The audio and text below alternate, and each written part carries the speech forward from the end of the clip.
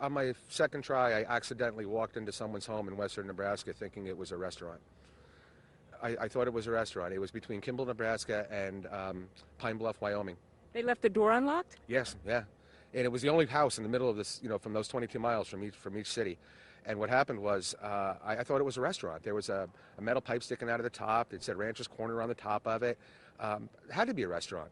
And there was like a little counter with like 4 seats, and somebody was sitting on it. So I didn't think anything of it. Even when I walked in, I didn't think anything of it. And there was the guy sitting on the counter, and then there was a couple sitting on a couch. And this guy's about this tall. His name is Earl. Big bushy white hair and bushy white beard. And he comes up to me and he looks at me and he says, "You always make it a habit of walking into people's homes." And it was like somebody hit me in the stomach with a baseball bat. I'm like, and then he said, "You're lucky we didn't have a shotgun or we would have blown your head off." But make a long story short, I explained to him I thought it was a restaurant. I apologize. I had articles with me to prove I was doing what I was doing. And I explained everything to him. Make a long story short, I sat down and had coffee with him and his family for 2.5 hours, just talking and having a good time. And did they make a donation? No, but what they did was that day I just got a new pair of sneakers and I just had 2 brand new blisters on my heels. And it was about maybe 35 degrees that day with a consistent wind, blowing in my face. It was about 30 to 40 miles an hour, and I just wasn't feeling good that day.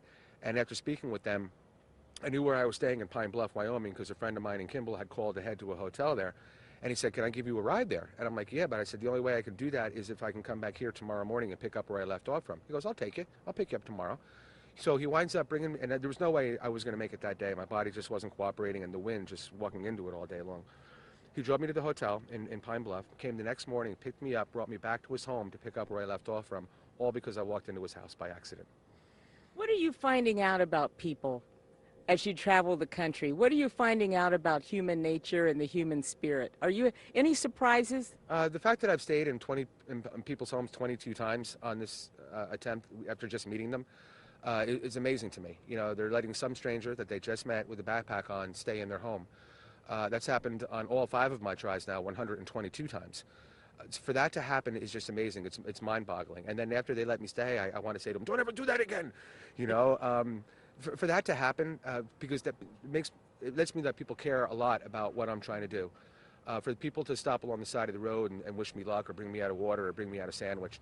For the kids that I've spoken to who said they're going to make a donation to something or they're going to do something to make a difference, or the cards that they write me, wishing me luck and saying some really nice things to me.